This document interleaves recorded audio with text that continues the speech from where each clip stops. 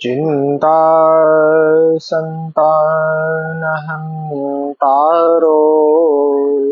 यत्पादाम्बुजरेणवः स्वीयानां तान्निजाचार्यान्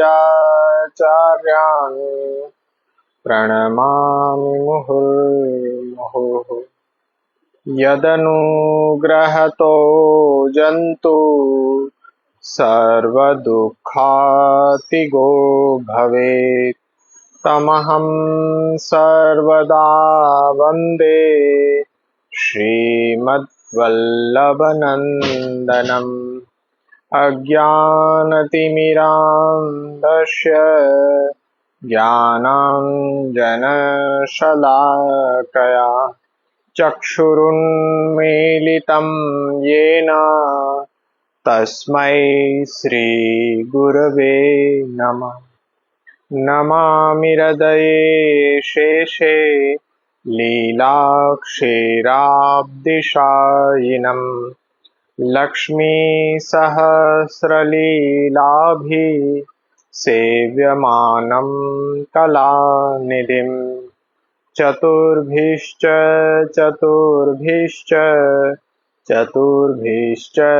त्रिभिस्तथा षड्भिर्विराजते योऽसौ पञ्चधा हृदये मम।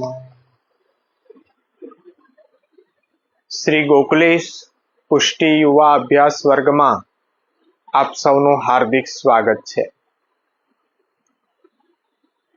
પહેલા પણ મેં જણાવ્યું છે એ રીતના આ શ્રી ગોકુલેશ પુષ્ટિ યુવા અભ્યાસ વર્ગ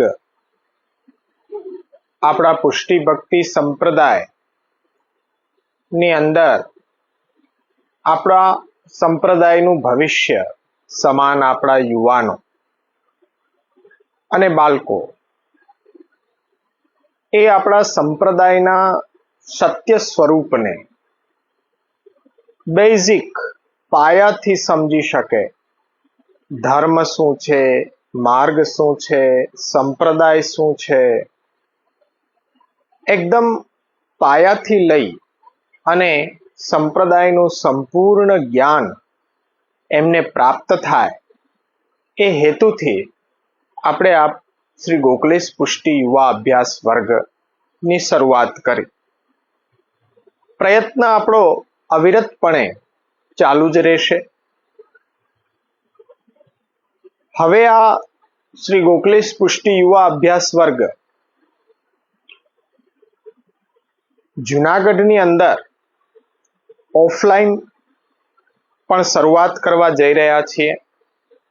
જુનાગઢની બહારના વૈષ્ણવને તો ઓનલાઈન એનો લાભ મળશે જ, પણ જ્યારે એકબીજાની સામે બેસીએ ત્યારે પ્રશ્નોત્તરી દ્વારા આપણા સંશયોનું નિરાકરણ થાય, યુવાનો આગળ આવે,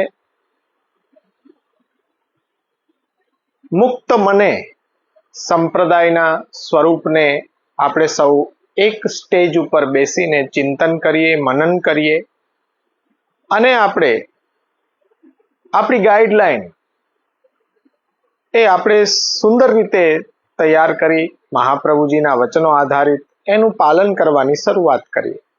તેમાં આપણા દેશ, કાલ, પરિસ્થિતિ, સમય, સંજોગ બધાનો વિચાર કરીને સ્વધર્મનું પાલન કઈ રીતે,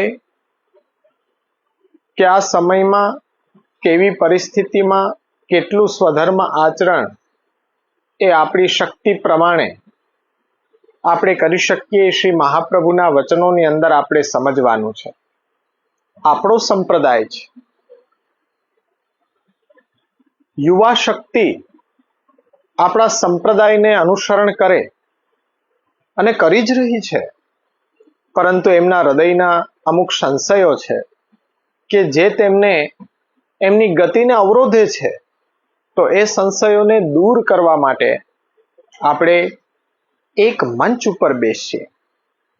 હું કોઈ જાણકાર વ્યક્તિ છું કે ગોસ્વામી વંશજ છું એ પણ આપ સૌ ભૂલી જાઓ। હું આપ સૌનો મિત્ર છું અને આપ મને મુક્ત મને આપની સમસ્યા સ્વધર્મ આચરણની અંદર, આ ભક્તિ સંપ્રદાયની સાધના પ્રણાલીના અનુસરણની અંદર જે પણ કંઈ હોય એ આપ મુક્ત મને કહી શકશો. આપણે બધા પ્રમાણો સહિત, આચાર્ય વચનો, શાસ્ત્રના પ્રમાણો સહિત એનું સમાધાન વિચારવાનો પ્રયત્ન કરીશું. તો આવા શુભ પ્રયોજનથી ટૂંક સમયમાં જ આપને મેસેજ પ્રાપ્ત થશે. એ મેસેજથી આપને જાણકારી આપવામાં આવશે કે અમે યુવા વર્ગ શરૂઆત પુનઃ કરવા જઈ રહ્યા છીએ. ઓનલાઈન તો ખરો જ, ઓફલાઈનના સત્રનું પણ લાઈવ એ પ્રસારણ થશે, આપ સૌ જોઈ શકશો. પણ જ્યારે યુવા શક્તિ સંગઠિત થાય તો જેમ કહેવામાં આવ્યું છે કે સંઘે શક્તિ કલો યુગે, આપણે બધા એક થઈને સંપ્રદાયને સાચી દિશા તરફ લઈ જવા માટે પ્રયત્ન કરીશું. તો આજે આ સંપ્રદાયની અંદર જે પણ કંઈ ખૂટી રહ્યું છે, કમી છે, કે ચાહે સિદ્ધાંતોના સમજની હોય, ચાહે એજ્યુકેશનની હોય, આપણા ગ્રંથોના અધ્યયનની ઉણપ હોય, તો મને એવું લાગે છે કે આપણા યુવાનો જો ધર્મને સમજશે, આપણા ગ્રંથોને સમજશે, તો બહુ સુંદર રીતે સટીક એ આવનારી પેઢીને એ સમજાવી શકશે. તો આ જ વિચાર સાથે પ્રયત્ન આપણે કરીએ. આપણે સૌ વૈષ્ણવો પણ આપણા ઘરના યુવાન બાળકો, આપણા નજીકના જાણકાર વૈષ્ણવોના બાળકોને એ તૈયાર કરીએ અને આ ભગીરથ પ્રયત્નમાં આપણે સૌ એક સાથે મળીને પ્રયત્ન કરીએ, એવો આપણો અભિગમ છે. અને બાળકો માટે પણ, નાના બાળકો માટે પણ ઓફલાઈન વર્ગ રવિવારના એમરલ્ડ ક્લાસીસ કે પેરી પ્લાઝા કોમ્પ્લેક્સ, ઝાંઝરડા રોડ જવાના રસ્તા તરફ, ત્યાં શરૂઆત થઈ ચૂક્યો છે. આપણે સૌ એક વ્યક્તિ, બે બાળકો આપણા, એમને ખાલી 2 કલાક માટે આપણે ત્યાં લઈને આવીએ અને આપણા સંપ્રદાય, આપણા સ્વધર્મનું જ્ઞાન છે, હસતા રમતા એકદમ હળવાશથી, સરળતાથી બાળકોને અપાવીએ. અને એ જવાબદારી આજે આપણે ઉપાડીશું તો જ ભવિષ્ય છે એ વધારે સુદૃઢ થશે. નહીં તો આપણે જેવા સંશયોની અંદર અત્યારના ચાલી રહ્યા છીએ, જેનો આપણે નિરાકરણ નથી મેળવી શક્યા, આપણને ક્યાંક એ ઉણપ છે આજે વર્તાઈ રહી છે કે આપણે આની 5 વર્ષ પહેલાથી જો મહેનત કરતા હોત, ગ્રંથો ભણતા હોત, તો આજે આ સંશયોથી મુક્ત થઈને એકદમ સુંદર રીતે આપણી સાધના પ્રણાલી, આપણા સિદ્ધાંતોનું પાલન આપણે કરતા હોત. પરંતુ જાગ્યા ત્યારથી સવાર, પણ એવું આપણી સંતતિ, આપણા ભવિષ્ય સમા આપણા બાળકો, આપણા યુવાનો સાથે ન થાય, એટલા માટે દરેકે જાગૃત બનવું જોઈએ. બીજા કોઈ પણ ક્રિયાકલાપોની અંદર બાળકોને અને યુવાનોને એ જોડવાની આવશ્યકતા નથી. કેવલ અભ્યાસની આ પદ્ધતિમાં યુવાનોને જોડો. આપોઆપ એ સેવા કથા ઘરની અંદરનું જે ભક્તિમય વાતાવરણ છે, એ વાતાવરણની અંદર એ લોકો જોડાઈ જશે. તો આ મારો વિશ્વાસ છે અને મહાપ્રભુજીની કૃપા છે કે અવશ્ય આપણે એમને સંપ્રદાયની અંદર એ રુચિ ઉત્પન્ન થાય, એ માટે અભ્યાસની અંદર રુચિ ઉત્પન્ન થાય, એવા તમામ માધ્યમોથી આપણે એને શિક્ષણ આપીશું, આપણા બાળકોને શીખવીશું. બાળકો વધારે સુંદર રીતે સમજી શકે, સરળ રીતે એ ગ્રંથોને સમજી શકે, સરળ રીતે નાની નાની બાબતોને સમજી શકે. વાર્તાઓ સાથે, એનિમેશન ફિલ્મ્સ દ્વારા, આપણે પ્રોજેક્ટર દ્વારા અદ્યતન સામગ્રીનો પણ ઉપયોગ કર્યો છે, બધી રીતે બાળકોને અભ્યાસ કરાવવા માટે. અને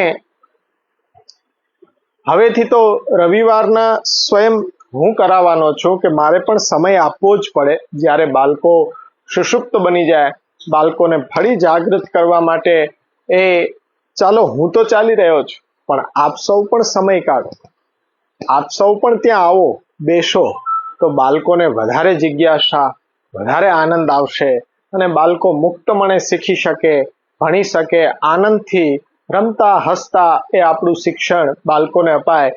એ માટે શ્રી ગોખલેશ પુષ્ટિ બાલ વર્ગ પણ દર રવિવારે સવારના 10 થી 12 એ શરૂઆત થઈ ચૂક્યો છે.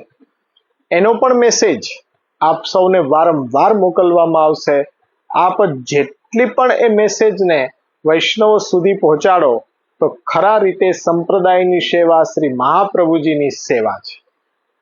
તો આ હતો આપણો અભિગમ. હું દર વખતે કહું છું, એકદમ આપણો એ હેતુ એકદમ મહાપ્રભુના વચનોને જન જન સુધી, વૈષ્ણવ જન સુધી પહોંચાડવાનો આપણો અભિગમ છે. અને આ કાર્ય એ આપણા સંપ્રદાય માટે, સાંપ્રદાયિક અનુયાયીઓ માટે એ કલ્યાણકારી થશે.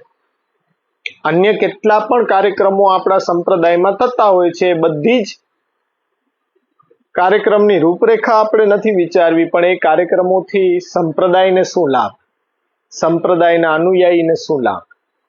સંપ્રદાયને લાભ તો ત્યારે થાય કે અનુયાયી એ સંશય રહિત થઈને સંપ્રદાયની સેવા, કથા, સાધના પ્રણાલી, અનન્ય શરણાગતિના ભાવને ધારણ કરી અને જીવનમાં ભક્તિ માર્ગ ઉપર અગ્રેસર થાય તો સંપ્રદાયનો વિકાસ છે. બાકી ગમે તેટલા મહેલો ચણાય, ગમે તેટલા મેદાનોની અંદર જનમેદની એકત્રિત કરવામાં આવે, ગમે તેવા પ્રકલ્પો લેવામાં આવે, પણ સંપ્રદાયને એનાથી કોઈ પણ ફાયદો નથી. સંપ્રદાયને તો ક્યારે લાભ છે કે જ્યારે એક વૈષ્ણવ પણ મહાપ્રભુજીની વાણીને અભ્યાસ કરતો થાય, એ પ્રમાણે જીવનની દિશા એની બદલે અને કૃષ્ણ સેવા, કૃષ્ણ કથા કે કૃષ્ણની અનન્ય શરણાગતિ તરફ એ વળે તો સંપ્રદાયનો ઉત્કર્ષ છે. એક વૈષ્ણવ પણ, 100 નથી કહેતો, એક વૈષ્ણવ તો ખરેખર સંપ્રદાયનો વિકાસ છે.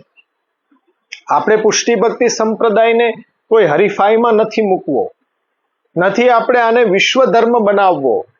તો શા માટે એવો પ્રયત્ન કરીએ છીએ કે બધા જોવે, બધા એમાં પછી જેને કૃષ્ણ સાથે કોઈ સંબંધ હોય કે ન હોય, ધર્મનું કાર્ય સમજીને બધા એમાં ઝંપલાવે. એ રીત આપણે નથી આચરણ કરવું. આપણે તો શ્રી મહાપ્રભુમાં અનન્ય શ્રદ્ધા, મહાપ્રભુજીને સમજવા, મહાપ્રભુજીને જાણવા, મહાપ્રભુજીએ આજ્ઞા કરી તે પ્રમાણે જીવન જીવવા માટે કટિબદ્ધ બનવા, એ વૈષ્ણવોને અંદર આવી ભાવના જગાડવા માટે એક જ મનોરથ, એક જ કાર્ય, અધ્યયન અધ્યાપન પદ્ધતિ. એનો ઉત્તરોત્તર વિકાસ થાય, એના માટે આપણે સૌએ પ્રયત્ન કરવાનો છે. તો ખરેખર સંપ્રદાયની સેવા છે, ખરેખર શ્રી મહાપ્રભુજીની સેવા છે. આટલું જો આપણે સમજી જશું અને આચરણ કરશું તો પણ શ્રી મહાપ્રભુજીની પ્રસન્નતા છે. તો આવો આપણે આપણા અભ્યાસમાં અગ્રેસર થઈએ. જ્યારે ઓફલાઈન શરૂઆત કરવામાં આવશે ત્યારે એકદમ પાછું બેઝિક પાયાથી શીખવવામાં આવશે કે ધર્મ શું છે, સંપ્રદાય શું છે, એની આવશ્યકતા શા માટે. આપણા ગ્રંથોને પણ યુવા વર્ગની અંદર એક એવો ભય છે કે ગ્રંથો અમને ન આવડે. અરે આપ તો એકદમ કુશાગ્ર બુદ્ધિવાળાઓ છો, આપ આપના વેપાર, વાણિજ્ય, બિઝનેસમાં સૌથી અગ્રેસર છો, તો આ અધ્યયનથી શા માટે ગભરાઈ રહ્યા છો? આપણે એક એક શબ્દને એ ડિસ્ક્રાઇબ કરીને, વ્યાખ્યાયિત કરીને આપણે સમજીશું. શા માટે સમજમાં ન આવે? જો સમજમાં ન આવે એના માટે જ તો મહાપ્રભુજીના વંશમાં અમારો જન્મ છે કે એ વસ્તુને સમજાવવી. એટલે આપ મુક્ત મને કહેશો, એકવાર નહીં 10 વાર પણ અમે સમજાવીશું, આપના પ્રશ્નોનું સમાધાન કરીશું. પણ આપ અઠવાડિયામાં 1 કલાક સમય કાઢો અને એક મંચ ઉપર આપણે બેસીએ, ત્યારે 1 જ કલાક ફક્ત ચર્ચા થાય, પણ દર અઠવાડિયે નિત્ય નિરંતર નિયમિતતા દરેક કાર્યની અંદર આવશ્યક છે. એટલે આપ સંપ્રદાય માટે જો જિજ્ઞાસુ છો તો અવશ્ય આપ લાભ લો. આ જે પ્રયત્નો થઈ રહ્યા છે આપણા બધાના કલ્યાણ માટે થઈ રહ્યા છે, એમાં સહભાગી થઈને આપણે કોઈને મોકલીને પણ એમાં સહભાગી થઈ શકીએ, એ પણ મહાપ્રભુજી પ્રત્યે આપણી નિષ્ઠા બતાડે છે. તો આ પ્રયત્નની અંદર આપણે અવશ્ય બધા એક સાથે મળી અને સંપ્રદાયની સેવા, શ્રી આચાર્યની સેવા દ્વારા કૃષ્ણ સેવામાં અગ્રેસર થઈએ. પુષ્ટિ પ્રવાહ મર્યાદા ભેદ ગ્રંથની શરૂઆત આપણે કરી. ગ્રંથની શરૂઆત કરતા જ આપણે પ્રથમ શ્લોકને ભણ્યો. પુષ્ટિ પ્રવાહ મર્યાદા વિશેષેણ પૃથક પૃથક જીવ દેહ ક્રિયા ભેદેહ પ્રવાહેણ ફલેન ચ વક્ષ્યામિ સર્વ સંદેહા ન ભવિષ્યંતિ યત શ્રુતેહ. અહીંયા આપણે સમજ્યા હતા કે પુષ્ટિ, પ્રવાહ અને મર્યાદા આ ત્રણેય અલગ અલગ જાણવામાં આવે છે. શેના લીધે? તો કે એના ધર્મો અલગ અલગ છે. પુષ્ટિનો ધર્મ અલગ, મર્યાદાનો ધર્મ અલગ, એ પ્રવાહનો ધર્મ અલગ. એની અંદર ચાલી રહેલા જીવાત્માઓના પણ ભેદ, સૃષ્ટિની પરંપરાથી અવિચ્છિન્ન રીતે આ બે પ્રવાહ ચાલી આવે છે. ત્રીજું, એમને જે ફલ મળે છે એ ફલને પણ વિશેષ રીતે અલગ અલગ બતાડીને શ્રી મહાપ્રભુજી અહીંયા એક ખુલાસો કરવા માંગી રહ્યા છે કે આપણી આઈડેન્ટિટી શું, આપણી ઓળખ શું. તો એ મહાપ્રભુજી અહીંયા આ ત્રણ રીતે જુદી જુદી રીતે કહીને એના શ્રવણથી આપણા સર્વ સંદેહ દૂર થશે. જેમ કે એજ્યુકેશનની અંદર આપણે 10th પાસ કરીએ એટલે આપણી રુચિ પ્રમાણેનો વિષય આપણે સિલેક્ટ કરતા હોય છે, કોમર્સ, સાયન્સ, આર્ટ્સ. પછી એ અધિકારિકતા મુજબ આપણે આપણી સાધના અને આપણા ફલ સુધી પહોંચવાનો પ્રયત્ન કરતા હોય છે. એ જ રીતના સૃષ્ટિના અનાદિ પ્રવાહની અંદર આ ત્રણેય પ્રકારના જીવો, પુષ્ટિ, પ્રવાહ, મર્યાદા, જો એક વખત આપણે આપણી આઈડેન્ટિટી આપણને ખ્યાલ આવી જાય કે ઓળખ શું છે, તો એ પ્રમાણે આપણો પ્રયત્ન, એ પ્રમાણે આપણા સાધન અને એ પ્રમાણે આપણું ડેસ્ટિનેશન, ગંતવ્ય છે એ નક્કી થશે. એટલે મહાપ્રભુજી કહે છે કે એનો ખુલાસો અહીંયા હું કરવા માંગી રહ્યો છું. એટલે આ પુષ્ટિ પ્રવાહ મર્યાદાના જીવોના ધર્મ, એ જીવોનું સ્વરૂપ, એ જીવોને મળતા દેહ અને એનાથી થતી ક્રિયા અને એમના દ્વારા ક્રિયા દ્વારા મળતા ફલના ભેદથી આ દરેક સંદેહને નિવૃત્ત આપ કરવા માંગી રહ્યા છે. હવે થોડુંક સમજો. સમગ્ર સૃષ્ટિ જે છે એ ભગવદ અર્થ છે. એટલી વાત આપ સમજો કે સમગ્ર સૃષ્ટિ ભગવદ અર્થ છે. કેવી રીતે? તો અહીંયા સમજો, મહાપ્રભુજી કેવી રીતના સમજાવવા માંગે છે કે આ જગતની રચના શા માટે પ્રભુએ કરી? તો શ્રીમદ ભાગવતની અંદર કહેવામાં આવ્યું છે, ક્રીડાર્થમ આત્મન ઇદમ ત્રિજગત કૃતંતે સ્વામ્યંતુ તત્ર કુધિયો પર ઈશ કુર્યુઃ. એટલે શું? હે ભગવાન, આ સમગ્ર જગત આપે પોતાની ક્રીડા માટે પ્રગટ કર્યું છે અને આ સૃષ્ટિની ક્રીડાથી આપ જ પોતાનો આનંદ લેવા માંગી રહ્યા છો. તેથી આ સૃષ્ટિમાં હું પોતે સ્વયંને જીવાત્મા, પોતે હું ભોગતા માનું છું અને સ્વામી માનું, એ તો મારી કુબુદ્ધિ છે ને. કે આ તો આપના માટે આપે આ જગત પ્રગટ કર્યું ને આપ જ એની અંદર ક્રીડા કરી રહ્યા છો ને આપ જ આપનો આનંદ લઈ રહ્યા છો. એમાં જીવાત્મા જો અહમતા મમતાની બુદ્ધિ કરે તો એ તો એની કુબુદ્ધિ કહેવાય. પુષ્ટિ માર્ગના સંદર્ભમાં એક મહત્વની વાત આપ સૌ યાદ રાખો કે પ્રભુના સુખનું સંપાદન કરવું, પ્રભુના સુખનું સંપાદન કરવું એનું નામ સેવા છે. હવે ઘણા બધા લોકો આ સેવાને બીજા અર્થમાં લઈ જતા હોય છે, પરંતુ જો સાચા અર્થમાં આપણે સમજીએ કે સૃષ્ટિના પ્રાગટ્યનું પ્રયોજન કે જો આપણે ભગવત સેવા કરવાની હોય તો આપણા સુખ માટે કરવી કે ભગવાનના સુખ માટે ભગવત સેવા કરવી, એ વિચારો. આજે સંપ્રદાયમાં એ જ તો વિવાદ ચાલી રહ્યો છે કે ભગવત સેવા પોતાના સુખ માટે કે ભગવાનના સુખ માટે. હવે જો આ થોડોક ટેકનિકલી વિષય થઈ જાય, ટેકનિકલી રીતે એને સમજવો પડે, યુવા વર્ગ છે એટલે આપણે એ રીતના વાત કરી રહ્યા છીએ. જો સ્પષ્ટતા હું કરી દઉં આપ સૌને, સ્પષ્ટ સમજાશે કે સેવા એ કમાણીનું સાધન ક્યારેય બની શકતું નથી.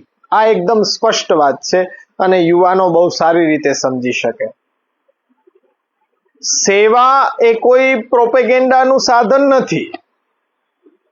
સેવા એ કોઈ ડેમોન્સ્ટ્રેશનનો વિષય નથી, પ્રદર્શનનો વિષય નથી. કેમ કે જો આવું બધું કરશો તો સેવાનો મૂળભૂત જે ભાવ છે આખો ઉલટ સુલટ થઈ જશે.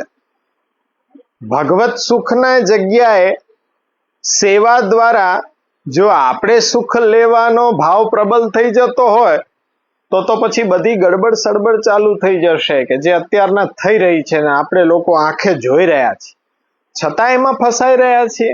આ અંધશ્રદ્ધા છે. આપણે 21મી સદી તરફ જઈ રહ્યા છે કે આપણું રિવર્સ એ યાત્રા ચાલી રહી છે, એ ખ્યાલ નથી આવતો. એટલે આપણા વડે જે કાંઈ પ્રભુ સેવા થતી હોય તેના માટે ક્યારેય પણ આપણે એવો શબ્દ પણ ઉપયોગ નથી કરતા કે હું સેવા કરું છું. આપણે એવું કહેતા હોઈએ છીએ કે પ્રભુ મારી પાસે સેવા કરાવડાવે છે, પ્રભુ મારી સેવાનો અંગીકાર કરે છે. આ ભાવના દ્વારા આપણે એ વાત જણાવવા માંગીએ છીએ કે કરતા આપણે નથી, કરતા તો પ્રભુ છે અને પ્રભુ આપણાથી સેવા કરાવડાવી રહ્યા છે. તેથી આપણે સેવા કરી રહ્યા છીએ તો કરતા તો આપણે છીએ જ નહીં, પ્રભુ જ કરતા કારયિતા છે. શ્રી મહાપ્રભુજીએ જે સેવાનો પ્રકાર આખો બનાવ્યો છે આપણા પુષ્ટિ ભક્તિ સંપ્રદાયમાં, એ તમે એક રીતે વિચારો ને તો સૃષ્ટિની જે રચનાની પ્રક્રિયા છે ને એનું જે પ્રયોજન છે ને એની સાથે સીધે સીધું ટ્યુનઅપ કરે છે. કેવી રીતના? તો સાંભળો. સેવા પ્રકારની પાછળ જ પુષ્ટિ માર્ગીય ભાવ તો એ જ છે કે જે પણ સેવા આપણે કરીએ છીએ તેનો કારયિતા, એ સેવાનો દ્રષ્ટા અને માત્ર ને માત્ર ભગવાન જ છે. આપણા માર્ગમાં જ્યાં મંદિરો ચાલે છે ત્યાં પણ મોટા ભાગની સેવાનો ક્રમ એક પડદાની અંદર કરવામાં આવે છે, ટેરો. પણ સાપ ગયો અને લીસોટા રહી ગયા, એવી રીતે રૂઢી છે ને અત્યારના બહુ પોકળ થઈ ગઈ છે. એ આખી કથા જુદી છે, એની કથા આપણે નથી કરવી. એ તો બધા ભોગવી રહ્યા છે, કથાને સાંભળવાનું ક્યાં, અત્યારના તો જોઈ રહ્યા છે, અનુભવી રહ્યા છે. હવે આજની તારીખમાં પણ ઘણા લોકો સમજી નથી શક્યા અને એ જે લીસોટા છે ને એને પરંપરા પરંપરા પરંપરા એવા નામે વળી પાછા ઘસી રહ્યા છે. હવે રૂઢીનું એ લોકો ખાલી સાપ ગયો ને લીસોટા રહી ગયા, લીસોટા સમાન રૂઢીને એ લોકો એમ પ્રબળ પ્રમાણ માને છે. અરે ભાઈ સાહેબ, પુષ્ટિ માર્ગમાં સેવા બીજાને દેખાડવા માટે કે બીજાને જોવા માટે નથી હોતી.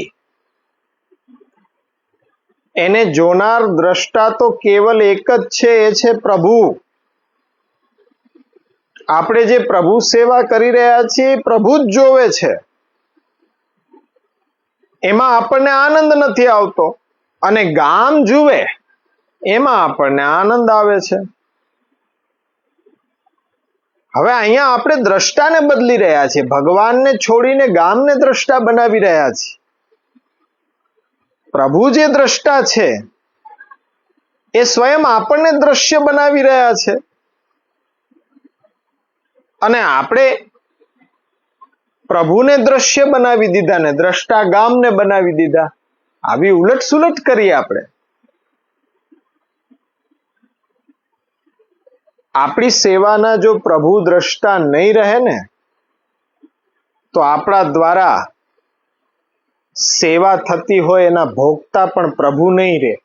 એ વાત સાવ કાચ જેવી પારદર્શક છે. સંગીતના કોઈ કાર્યક્રમમાં આપણે ગયા હોઈએ તો એ સંગીત આપણે સાંભળતા ન હોઈએ તો આનંદ કેવી રીતના આવે?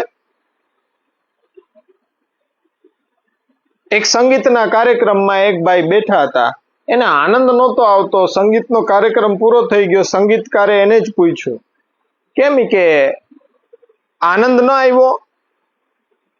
તો એને કીધું કે હું બહેરો છું. હવે આ મેં દ્રષ્ટાંત શા માટે આપ્યું? જુઓ, 56 ભોગ જે ધરીને ગામમાં તેનું પ્રદર્શન કરવામાં આવે ત્યારે પ્રભુ પણ એવું કહેતા હશે કે મને કંઈ દેખાતું જ નથી, મને કંઈ સ્વાદ આવતો જ નથી, કારણ કે મારા સ્વાદ માટે ક્યાં 56 ભોગ ધરાવ્યો છે? તમે તો તમારા સ્વાદ માટે 56 ભોગ, ગામને દેખાડવા માટે 56 ભોગ ધર્યો, હરીફાઈમાં 56 ભોગ ધર્યો, પૈસા કમાવા 56 ભોગ ધર્યો, મારા માટે ધર્યો? તો પ્રભુ પણ એમ કહે છે કે મને કાંઈ દેખાતું જ નથી, મને કાંઈ સ્વાદ આવતો જ નથી. એટલે ફૂલના બંગલા આપણે ઠાકોરજીના કરીએ, સ્પષ્ટ એમાં ખ્યાલ આવી જાય. ફૂલ એવી રીતના ભરાવીએ કે એ ગામને દેખાય, ઠાકોરજીને ડીટીયા દેખાય, ઠાકોરજીને દોરા દેખાય, ફૂલની દાંડીઓ દેખાય, ડીટીયા દેખાય. પ્રભુને ફૂલ તો દેખાતા જ નથી. તો દર્શનાર્થીઓ તરફ આમ ફૂલ ગોઠવીને એને બતાડવાનું પ્રયોજન શું? દ્રષ્ટા તો પ્રભુ છે. આપણી બાજુ દોરા ડીટીયા રહે તો વાંધો નહીં, પ્રભુ સન્મુખ ફૂલ રહેવા જોઈએ. અરે શક્તિ હોય તો બે બાજુ ફૂલ બાંધો ને, અરે ન હોય તો પ્રભુ તરફ જ ફૂલ બાંધી દો ને. પ્રભુને આનંદ આવવો જોઈએ. આપણે એ જોઈને આનંદ લેવાનો છે કે પ્રભુએ લેવાનો છે? એટલે આ થોડોક વિચાર માંગી લે એવો આ આપણી બધી અત્યારની એ ક્રિયાઓ એવી થઈ ગઈ છે. જેમ કે મેં તમને બતાડ્યું હતું કે અહીંયા પ્રભુએ આ જગતની રચના પોતાની ક્રીડા માટે રચી છે. આ એક વિચાર છે કે જે અભ્યાસ કરતા કરતા આપણે સમજવાનું છે. અને અહીંયા જે અનાદિકાલથી સૃષ્ટિનો પ્રવાહ આવી રહ્યો છે એમાં દેવી અને આસુરી, અનંત કાલથી આ સૃષ્ટિ જે ચાલી આવે છે તેમાં બે પ્રકારના જીવો ભગવદ્ ગીતામાં કહેવામાં આવ્યું છે, દેવી અને આસુરી.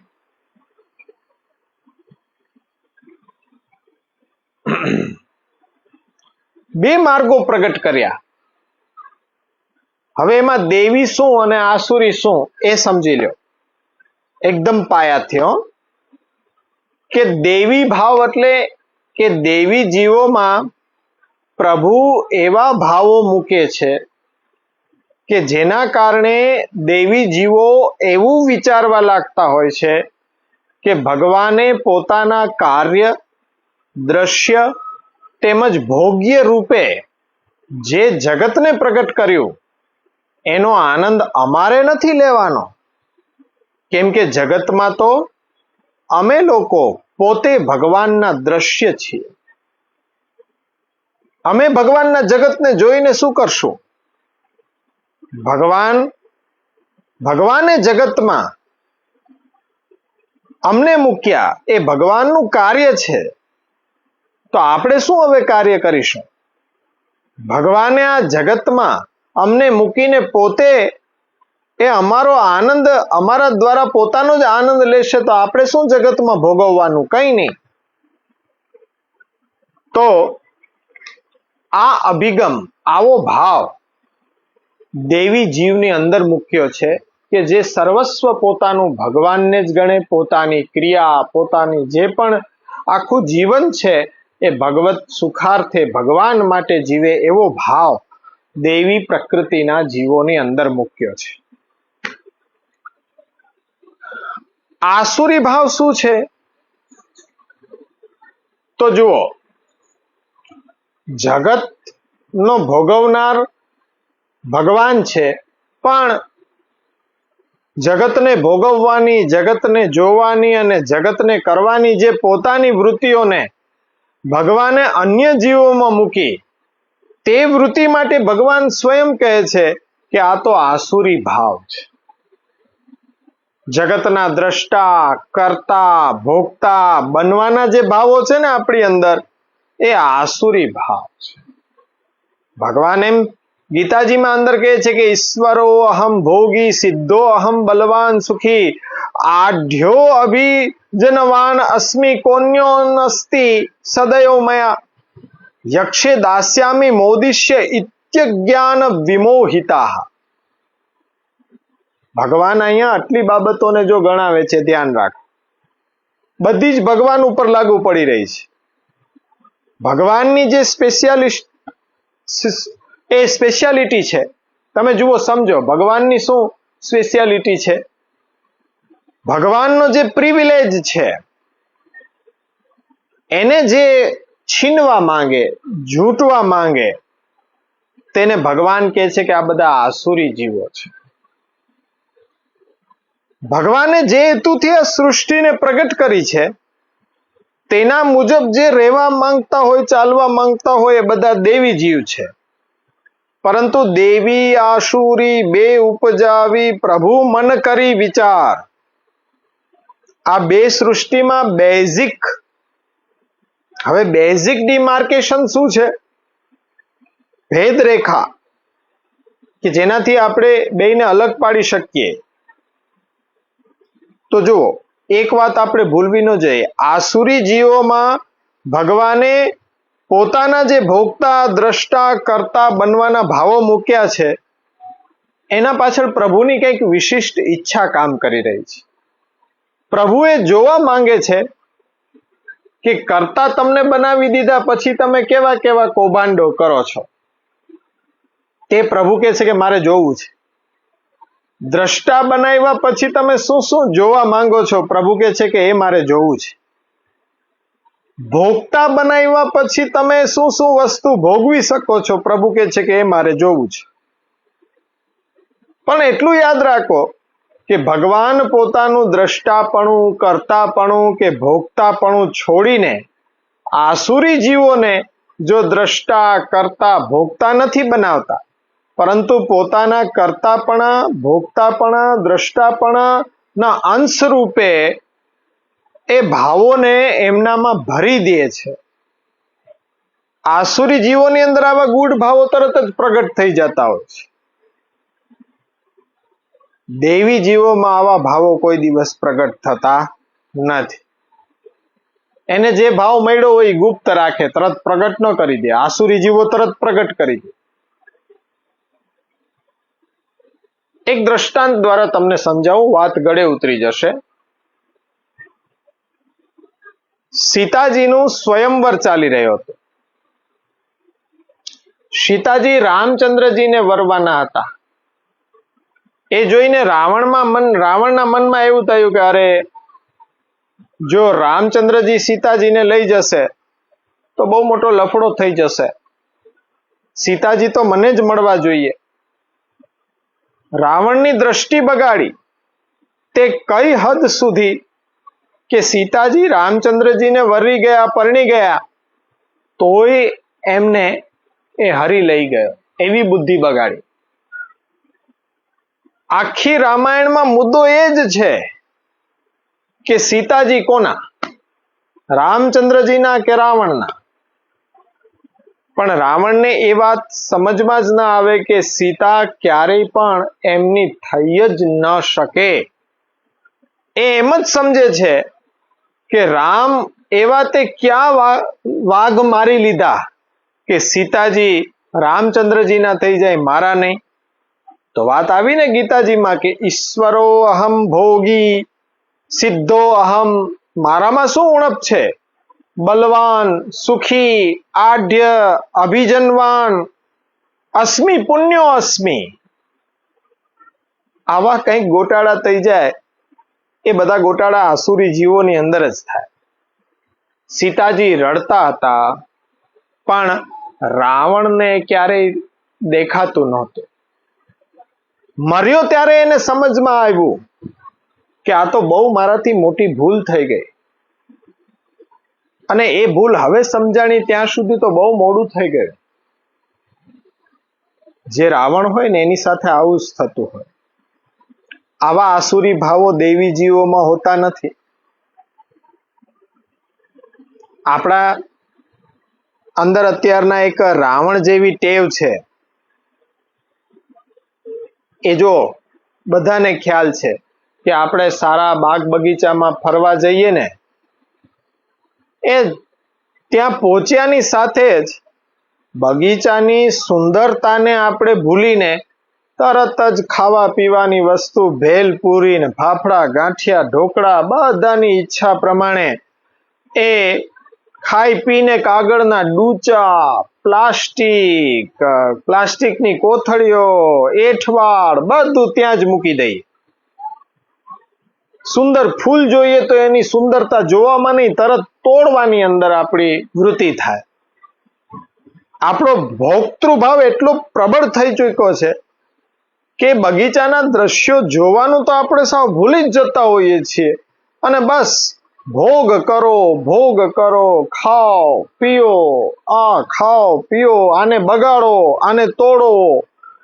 બસ એ જ આપણા મગજની અંદર ચાલતું હોય. આ રાવણ જેવી ટેવ છે. આપણી અંદર આ રાવણ જેવી ટેવ છે. દેવી જીવ હોય તો આવું ક્યારેય થઈ ન શકે.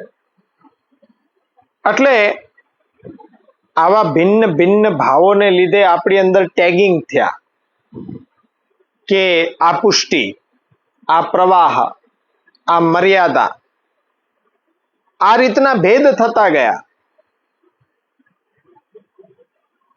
તો આ રીતના મહાપ્રભુજી અહીંયા કહે છે પુષ્ટિ, પ્રવાહ, મર્યાદા વિશેષેણ પૃથક પૃથક. શા માટે જરૂરિયાત પડી, ટેગિંગ કેમ અલગ અલગ થયા, એનું મેં વિશ્લેષણ આપ સૌને બતાડ્યું.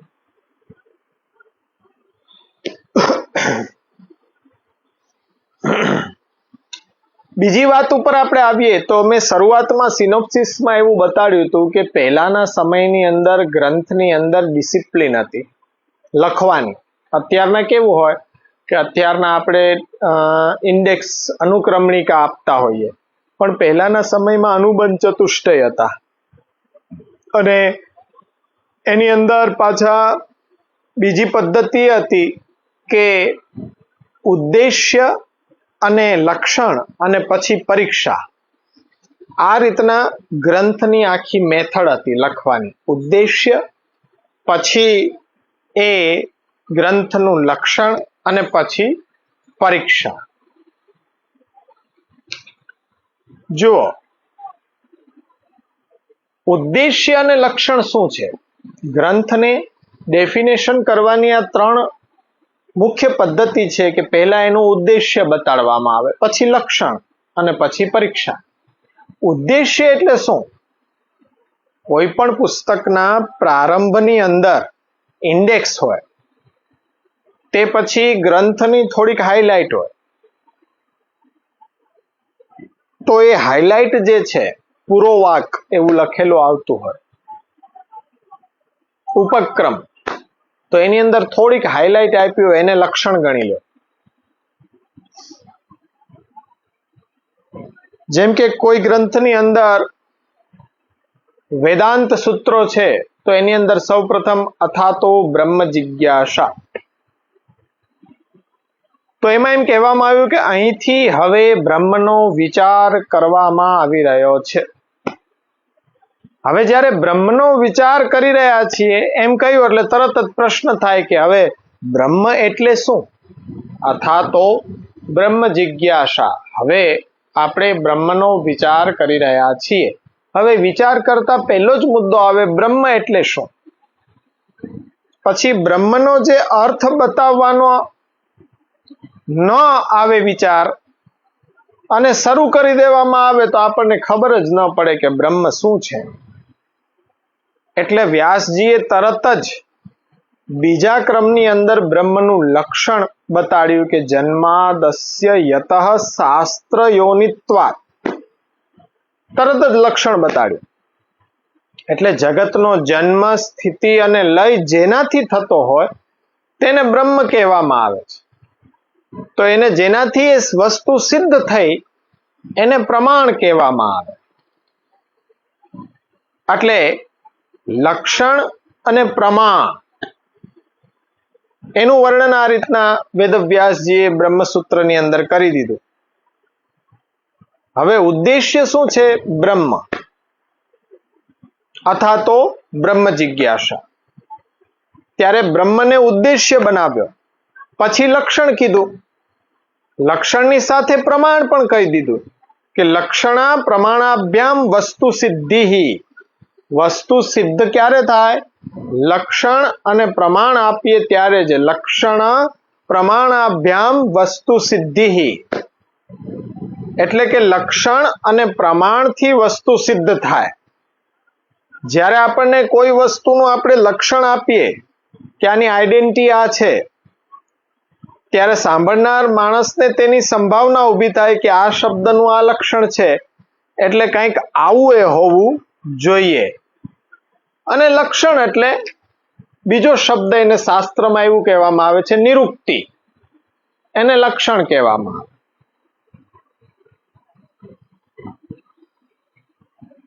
સામાન્ય રીતે તમને સમજાવું, સાયન્સની અંદર કેમેસ્ટ્રી વિષય આવે, કેમેસ્ટ્રીની અંદર H2O પાણીની નિરુક્તિ, નિરુક્તિ એટલે લક્ષણ, પાણીનું લક્ષણ આપવામાં આવ્યું. હાઇડ્રોજનના 2 પરમાણુ, ઓક્સિજનનો 1, H2O. પરંતુ તેટલા માત્રથી શું જલ સિદ્ધ થઈ ગયું? નહીં, કેમ કે લક્ષણના આધારે તમારે એક્સપેરિમેન્ટ કરીને બતાડવું પડે. H લેવા પડશે 2 અને 1 O લેવો પડશે, અને એ બંનેને મેળવીને એક મોલેક્યુલ બને, એક અણુ બને, અને એના પરીક્ષણથી સિદ્ધ થઈ શકે કે યસ H2O એટલે આ પાણીનો એક મોલેક્યુલ અણુ છે. પરીક્ષણ આપણે ક્યારે કરી શકીએ? કે જ્યારે H2O એવું લક્ષણ એમાં હોય તો, નહીં તો પરીક્ષણ જ ન થઈ શકે. લક્ષણ પહેલા ખ્યાલ હોવું જોઈએ, પછી જ પરીક્ષા થઈ શકે. અથવા તો બ્રહ્મ જિજ્ઞાસા, અથવા તો જલ જિજ્ઞાસા, એમ કહેવાય ને જલ માટે, તો તરત જ બીજું સૂત્ર એવું આવશે કે H2O પ્રયોગાત, પ્રયોગ કરવાથી સિદ્ધ થાય કે અથવા તો બ્રહ્મ જિજ્ઞાસા. તો આ લક્ષણ આપણને પહેલા ખ્યાલ હોવું જોઈએ, તો પ્રમાણ પરીક્ષણથી સિદ્ધ થાય, પરીક્ષાથી સિદ્ધ થાય. પ્રમાણ શું છે? જેના આધારે આપણે વસ્તુને સિદ્ધ કે સાબિત કરી શકીએ તેને પ્રમાણ કહેવાય. જુદી જુદી વસ્તુઓને સિદ્ધ કરવા માટેના પ્રમાણો જુદા જુદા હોઈ શકે છે. કેવી રીતના? તો કે આંખથી દેખાય, કાનથી સંભળાય, હાથથી સ્પર્શ કરી શકાય, નાકથી સૂંઘી શકાય, ચાખીને બતાડી શકાય, કોઈક વસ્તુ અનુમાનથી જાણી શકાય, કોઈકનું પ્રાયોગિક ધોરણે પરીક્ષણ થઈ શકે. તો આ રીતના પ્રમાણો જુદા જુદા હોઈ શકે, પરંતુ ઉદ્દિષ્ટ વસ્તુ જે ઉદ્દેશ્ય છે એનું પહેલા તો તમારે લક્ષણ આપવું પડે. લક્ષણ આપ્યા પછી જો પ્રમાણ આપો અને પ્રમાણ આપ્યા પછી પ્રાયોગિક ધોરણે એને પરીક્ષા કરો તો વસ્તુની સિદ્ધિ થઈ શકે. આ આખી પ્રક્રિયા છે. ઘણા એમ કે ઈશ્વરને સિદ્ધ કરો. ઈશ્વર સિદ્ધ કરો એટલે ઈશ્વર છે. ઈશ્વર છે તો શું આપણે એ સિદ્ધ થઈ ગયું? તો એમ કહેવાય કે સિદ્ધિ એટલે શું? જો સિદ્ધિ એટલે સમજાવવામાં ન આવે તો ઈશ્વરને આપણે કેવી રીતના સિદ્ધ કરી દેવો? હવે સિદ્ધિ એટલે સરળતાથી આપણે એમ સમજાવી શકીએ કે ઈશ્વર માટેના ઉદ્દેશ્ય જે શબ્દો છે એ આપણે પાસે જાણકારીમાં હોવા જોઈએ કે જેના વડે ઈશ્વરની બાબતમાં આપણે કંઈક ડિસ્કશન કરી શકીએ. શબ્દોના પ્રયોગ આપણે કરીએ પણ એ શબ્દો જો પાછા સંશયયુક્ત હોય કે કોઈ માણસનું નામ ઈશ્વર હોય તો હવે માણસનું નામ કૃષ્ણ હોય તો આ રીતના હોઈ શકે. પણ બ્રહ્મ નામ કોઈ રાખે છે અત્યારે કે મારા છોકરાનું નામ બ્રહ્મ? એવું તો કોઈ રાખ્યું નથી. અને રાખો તો કોઈ ઓબ્જેક્શન નથી, ના થોડી પાડી શકે. નામ તો કંઈ પણ આપણે આપી શકાય. એટલે આપણે વાતનો ખુલાસો કરવો પડશે કે કયા શબ્દોમાં આપણે આપણી વાતની રજૂઆત કરીએ છીએ, પછી તે શબ્દોનું લક્ષણ આપણે આપવું જોઈએ. લક્ષણ વિના કોઈને પણ આપણે પરબ્રહ્મ એવી સિદ્ધ કરીએ છીએ અને આપણે પૂછીએ કે ભાઈ હવે પરબ્રહ્મ એટલે શું? એટલે કોઈ પણ વ્યક્તિનું નામ કૃષ્ણ હોવાથી, ઈશ્વર હોવાથી એને ઉભો રાખી દો કે આ ઈશ્વર, તો શું ઈશ્વર સિદ્ધ થઈ જાય? ના. એના માટે તો આપણે લક્ષણ આપવું પડે. યસ્માત અક્ષરમતિતો અહમ અક્ષરાદપી ચ ઉત્તમ અતો અસ્મિ લોકે વેદે ચ પ્રથિતઃ પુરુષોત્તમ. પછી એનું આપણે સમજણ આપી શકાય. પણ કોઈ વ્યક્તિને ઉભો રાખી દેવાય કે આ ઈશ્વર? આટલા ડિસિપ્લિન છે. ઉદ્દેશ્ય, લક્ષણ અને પરીક્ષા. ગ્રંથ ઉપર આવો તો પુષ્ટિ પ્રવાહ મર્યાદા ભેદ ગ્રંથનો ઉદ્દેશ્ય શું છે? પુષ્ટિ પ્રવાહ મર્યાદા વિશેષેણ પૃથક પૃથક જીવ દેહ ક્રિયા ભેદેહ પ્રવાહેણ ફલેન ચ વક્ષ્યામિ સર્વ સંદેહા ન ભવિષ્યંતિ યત શ્રુતેહ. પુષ્ટિ પ્રવાહ અને મર્યાદાને વિશેષણ એટલે કે પુષ્ટિ એ પ્રવાહથી કેવી રીતે અલગ છે, પ્રવાહ મર્યાદાથી કેવી રીતના અલગ છે, મર્યાદાથી પુષ્ટિ કેવી રીતે અલગ છે, એમ સામાન્ય રીતે આ ત્રણેય માર્ગોને અલગ અલગ પણ ક્યાં આધારે? જીવ, દેહ, ક્રિયા, પ્રવાહ અને એને મળતા ફલથી એ પૃથક પૃથક થઈ રહ્યા છે. તેનું નિરૂપણ મહાપ્રભુજી કરે છે. એટલે પુષ્ટિ જીવ કેવો, મર્યાદા જીવ કેવો, પ્રવાહનો જીવ કેવો, એ પુષ્ટિનો દેહ કેવો, મર્યાદાનો દેહ કેવો, પ્રવાહનો દેહ કેવો, ત્રણેય જીવોની ક્રિયા, પ્રવાહ અને ફલ કેવા અલગ અલગ છે મહાપ્રભુજી કહે છે કે હું તમને એ સમજાવવા માંગીશ, સર્વ સંદેહ ન ભવિષ્યંતિ, કોઈ પણ સંદેહ નહીં રહી જાય.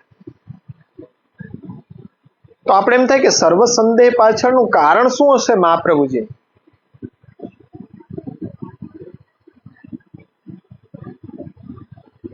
હવે જુઓ, સર્વ શબ્દ વાપર્યો, હકીકતે ત્યાં કોઈ પણ સંદેહ ન રહી જાય એવો વાપરો હોત તો, પણ કોઈ પણ સંદેહ નહીં રહી જાય એનું સમજણ આપવા માટે અહીંયા સર્વ શબ્દ વાપરવામાં આવ્યો છે. નિષેધ સાથે શ્રી મહાપ્રભુજીએ સર્વ શબ્દ વાપર્યો. નિષેધ સાથે કોઈ દિવસ સર્વ શબ્દ વપરાય નહીં, મહાપ્રભુજીએ વાપર્યો છે. એટલે એનો અર્થ કોઈ પણ એમ કર્યો હતો, કારણ કે જો બધા જ સંદેહો નહીં રહી જાય તો પછી કોઈ સંદેહ પણ નહીં જ રહે. એટલે અનુવાદમાં આપણે કોઈ પણ સંદેહ નહીં રહી જાય એવો અનુવાદ આપણે કરી શકીએ. મહાપ્રભુજી વાપર્યું છે આ જ અર્થમાં સર્વ શબ્દ વાપર્યો છે કે ત્યાં સમજવાનું કોઈ પણ સંદેહ નહીં રહી જાય. આ મૂળ ઉદ્દેશ્યની વાત થઈ. પહેલો શ્લોક ઉદ્દેશ્ય આપ્યું છે, ત્યાર પછી લક્ષણ આવી રહ્યું છે. લક્ષણ શું છે? ભક્તિ માર્ગસ્ય કથનાત પુષ્ટિરસ્તિતિ નિશ્ચય. આ વાતને બરોબર સમજો. જો કોઈ ત્વરિત ઉતાવળ નથી સમજાવી દેવાની. એક એક શ્લોક હું લઉં છું અને પ્રયત્ન એવો છે કે આપને સરળતાથી સમજાય. આને પાછું આપ આવર્તન કરો અને પછી આપણે બીજા શ્લોક ઉપર જઈએ અને એ રીતના આપણો અભ્યાસ શનિ શનિહ વચ્ચે આપણે કોઈ પ્રશ્ન લેવો હોય તોય લઈ શકીએ. અને જ્યારે આપણે હવે શરૂઆત ઓફલાઈન કરશું, અહીં સુધી હજી આગળ ચાલુ જ રાખીશું, પણ જેવા યુવાનોના પ્રશ્ન, એ વિષયની ચર્ચા, એ વિષયને પાયાથી સમજાવવા માટે ફરી પાછું આપણે મંગલાચરણ પ્રારંભ કરીશું. એટલે આ તો આનંદનો વિષય છે. આ જ રીતના અભ્યાસ કરતા રહીએ, નૂતન વસ્તુને જાણતા રહીએ, વિદ્યાર્થી થઈને રહીએ તો અવશ્ય આપણને શ્રી મહાપ્રભુજીના હાર્દને આપણે સમજી શકીશું. મહાપ્રભુજીની વાણી વાકપતિની વાણી છે. જેમ અહીંયા વક્ષ્યામી સર્વ સંદેહા, કોઈ પણ સંદેહ નહીં રહી જાય એ અર્થ સર્વ સંદેહા, બધા સંદેહોનું નિવારણ થઈ જાય. પણ ત્યાં અર્થમાં આપણે એવું કર્યું કે કોઈ પણ પ્રકારનો સંદેહ, બધા સંદેહ નિવૃત્ત થઈ જશે. પણ કઈ બાબતના? આ બાબત જે અહીંયા ઉદ્દેશ્ય કરીને પુષ્ટિ પ્રવાહ મર્યાદા જે બતાડવામાં આવ્યા છે એ બાબત. તો આ અભ્યાસ કરીશું ત્યારે જ આપશ્રીની વાણી, શ્રી મહાપ્રભુજીની વાણી સમજમાં આવી શકશે. તો આજનો વર્ગ અહીંયા સુધી રાખીએ. ઓફલાઈન વર્ગ આપણે શરૂઆત કરવા જઈ રહ્યા છીએ, તેનો એક શોર્ટ વિડીયો પણ આવશે અને આપ સૌને મેસેજ પણ આવશે.